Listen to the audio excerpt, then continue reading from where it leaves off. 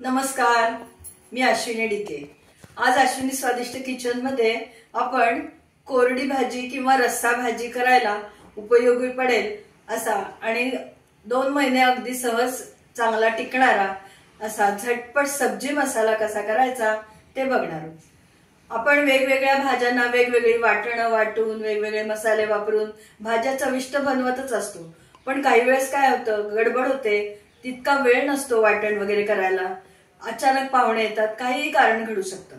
त्यावेळेस हा भाजीचा मसाला अगदी हुकमी एक्क्यासारखा तुम्ही वापरू शकाल। पटकन साहित्य बघून घ्या, लगेचच कृती करूया। आपण जो मसाला बनवतोय त्यासाठीचं साहित्य बघा। इथे धने घेतलेले आहेत, 3 ते 4 टेबलस्पून एवढे धने घ्यायचे आहेत। 2 टेबलस्पून जिरं, लवंगा 8 ते 10 लवंगा आणि ही तमालपत्र आहेत, छोटी आहेत, 3 घेतली आहेत, 3 ते 4, मोठी असतील तर 2 घेतली तरी बास होतील। चक्री फूल 1 चक्री फूल, 1 मसाला वेलची आणि दालचिनीचे एक 5-6 छोटे छोटे तुकडे, म्हणजे साधारण 2 इंच दालचिनीची पट्टी असेल, काप असेल तर त्याचे बारीक बारीक तुकडे करून घेतलेत आपण। 25 ते 30 काळे मिरे आहेत, त्याचप्रमाणे 25-30 कडीलिंबाची पानं, 2 टेबलस्पून लाल मिरची पावडर, ही तिखट मिरची पावडर आहे, आणि 1 टेबलस्पून बॅडगी मिरची, म्हणजे जी रंगासाठी असते, तिखटपणाला कमी असते, त्याची 1 टेबलस्पून एवढी मिरची पूड आहे। 2 टेबलस्पून तेल घेतलंय, आपल्याला मसाला भाजताना ते वापरायचं आहे। 1 कप म्हणजे 1 वाटी, कोणतंही घरातलं माप तुम्ही घ्या आणि त्या मापाने बाकीचं साहित्य घ्या। 1 कप दाणे घेतलेले शेंगदाणे, अर्धा कप सुक्या खोबऱ्याचा किस, पाव कप तीळ, पाव कप म्हणा किंवा अगदी 2 ते 3 टेबलस्पून एवढे पांढरे तीळ आहेत, 3 टेबलस्पून एवढं डाळ आहे, आपण जे चिवड्यात वापरतो ते डाळ। तुमच्याकडे नसेल तर तुम्ही बेसन पीठ सुद्धा वापरू शकता, फक्त बेसन पीठ आपल्याला जरा जास्त भाजावं लागेल। 1 टीस्पून एवढी हळद आहे, अर्धा टीस्पून हिंग, मीठ स्वादानुसार घालायचं आहे। स्वादानुसार म्हणजे मसाल्याला चव येणार नाहीये, पण साधारण 1 टीस्पून एवढं मीठ आहे। अर्धा टीस्पून काळं मीठ आहे, त्याच्यामुळे मसाल्याला किंवा भाजीला चव छान येणार आहे। 1 टीस्पून आमचूर पावडर, एवढ्या साहित्यामध्ये आपला हा कोरडा मसाला बनणार आहे। हा मसाला 2 महिने अगदी आरामात टिकतो आणि आपल्या भाज्या अतिशय चविष्ट बनतात। आता आपण मसाला भाजून घेणार आहोत। पहिल्यांदा जे तेल न घालता कोरडं भाजायचे ते घेऊया। धने घालते आहे, धने 1-2 मिनिटं भाजून घेऊया, मग आपण जिरं घालणार आहोत।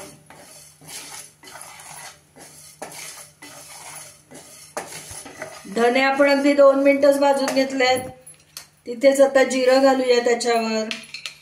जिरं जरा लवकर भाजलं जातं म्हणून धन्याबरोबर घातलं नव्हतं, आधी धने भाजून घेतले आणि आता त्याच्यावर आपण जिरं घालतोय।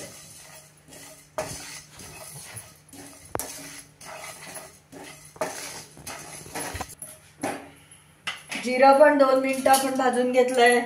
आता ही तमालपत्र आहेत, ते आपण त्याचे बारीक बारीक तुकडे करून घालूया, म्हणजे नीट भाजले जातील। त्यावरच लवंगा घालू, चक्री फूल, मसाला वेलची आणि दालचिनी, काळे मिरे। आता हे सगळं पुन्हा 2 मिनिटं भाजून घेऊया। गॅसची फ्लेम हाय ठेवायची नाही। आपलं हे जिन्नस सगळे भाजून झालेत, आता आपण काढून घेऊया प्लेटमध्ये।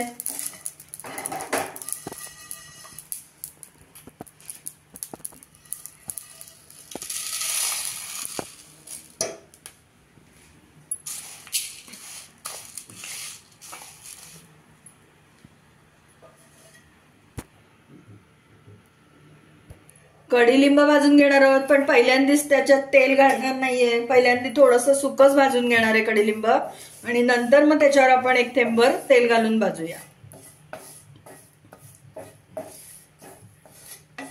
अगदी बघा एवढंच तेल घालतेय, अगदी 2 थेंब, म्हणजे ते खमंग होतील कडीलिंबाची पानं.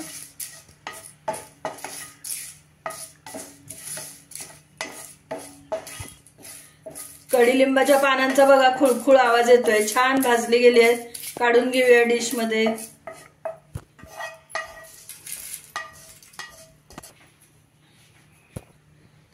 एक टेबलस्पून तेल घालते आता ह्याच्यात. त्याच्यावर आपल्याला दाणे भाजून घ्यायचे आहेत.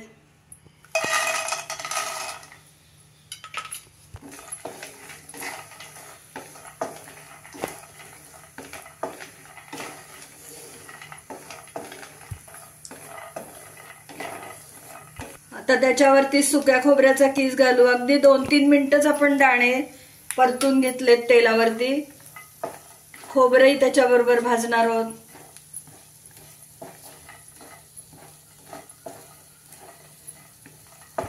दोन मिनिटं खोबरं भाजलंय. आता तीळ घालते आहे आणि डाळ घालते आहे. ते पण सगळं एकत्र आपल्याला भाजून घ्यायचंय.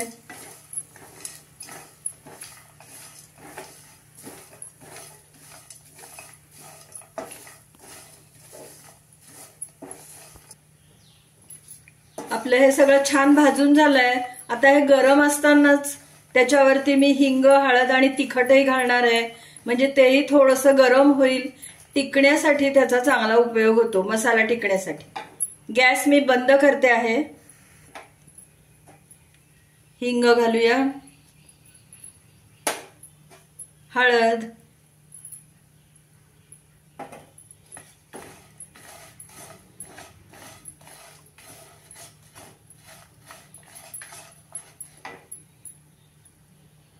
तिखट घालूया,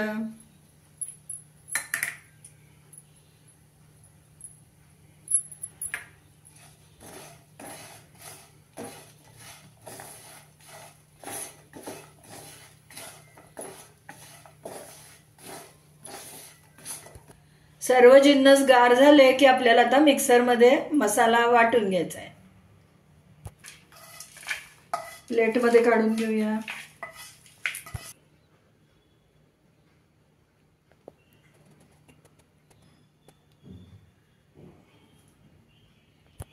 सुरुवातीला आपण जे कोरडे जिन्नस भाजलेत ते गार झालेत चांगले, ते आता आपण मिक्सर मध्ये बारीक करून घेऊया. धने, जिरे, चक्री फूल, दालचिनी, लवंग, मिरे,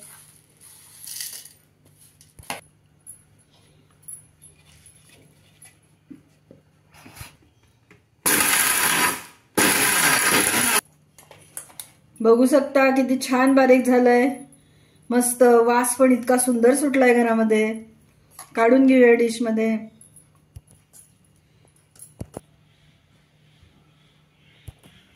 आता हे जे तेलावर परतून घेतलेलं साहित्य आहे ते पण आपण मिक्सर मध्ये बारीक करून घेणार आहोत, पण ते पल्स मोड वरती बारीक करायचं, नाहीतर सगळं त्यातलं तेल निघेल. कारण दाण्यातही तेल असतं, खोबऱ्यात तेल, तिळामध्ये पण तेल असतं, त्यामुळे ते पल्स मोड वरती बारीक करायचं. 2 हप्त्यामध्ये बारीक करून घेऊया.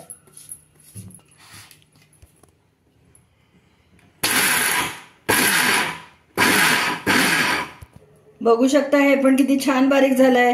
एखाद्या तीळ किंवा खोबऱ्याचं थोडंसं राहिलं तरी काही हरकत नाही. एखादं कडीलिंबाचंही राहतं, काही हरकत नाही. मसाला वापरताना ते छानच वाटतं.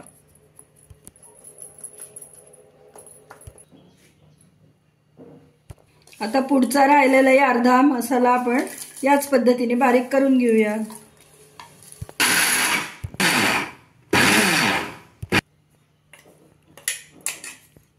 त्यामध्ये आमचूर,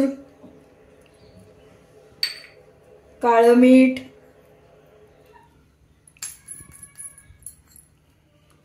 आणि साधं मीठ घालूया.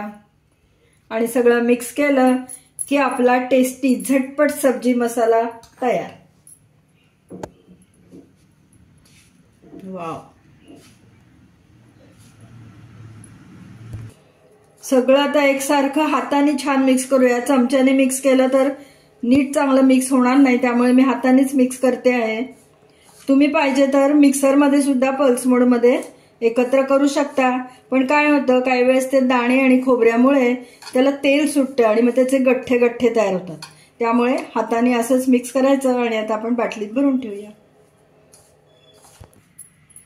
मसाला बघा आपला अगदी छान करून तयार झालेला आहे. मस्त वास तर इतका सुंदर सुटलाय. कुठल्याही कोरड्या भाजीला किंवा आपण पीठ पेरून ज्या भाज्या करतो त्याला हा मसाला अतिशय उपयोगी आहे. बाटलीत भरून ठेवूया. फ्रीजमध्ये हा मसाला ठेवायची गरज नाही, कारण आपण त्याला खूप छान भाजलेलं आहे. भाजण्यात कमी झालं किंवा खोबरं जरासं खराब असलं, खवट असलं तरच हा मसाला खराब होऊ शकतो. त्याची आपण मसाला करताना काळजी घ्यायची. कोरड्या भाज्यांसाठी किंवा रस्सा भाज्यांसाठी वापरता येणारा झटपट सब्जी मसाला किंवा झटपट भाजी मसाला आपला करून तयार झालाय. काय सुंदर दिसतोय आणि वासही खूप सुंदर दरवळलाय घरामध्ये.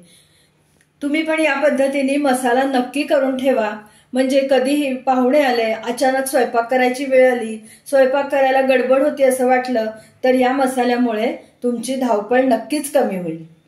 शिवाय या मसाल्यामध्ये कांदा लसूणचा वापर आपण केलेला नाहीये, त्यामुळे अगदी चातुर्मासात, श्रावण महिन्यात किंवा कुठल्याही देवकार्यामध्ये सुद्धा स्वयंपाकात तुम्हाला हा मसाला वापरता येणार आहे. तुम्ही आजपर्यंत असा मसाला कधी केला होता का आणि कसा केला हे मला नक्की कमेंट करून कळवा. तुम्हाला आजचा जर झटपट सब्जी मसाल्याचा व्हिडिओ आवडला असला, ही रेसिपी आवडली असली तर जास्तीत जास्त लोकांमध्ये लिंक शेअर करा, लाईक करा आणि माझ्या चॅनलला सबस्क्राईब केलं नसेल तर सबस्क्राईब पण करा. सबस्क्राईब करताना शेजारचं बेल आयकॉन दाबायला विसरू नका, म्हणजे वेळोवेळी पाठवलेली नोटिफिकेशन्स तुमच्यापर्यंत अगदी लगेच पोहोचतील. पुन्हा आपण नवीन अशाच एखाद्या छानशा टेस्टी स्वादिष्ट रेसिपीसह लवकरच भेटूया. तोपर्यंत धन्यवाद.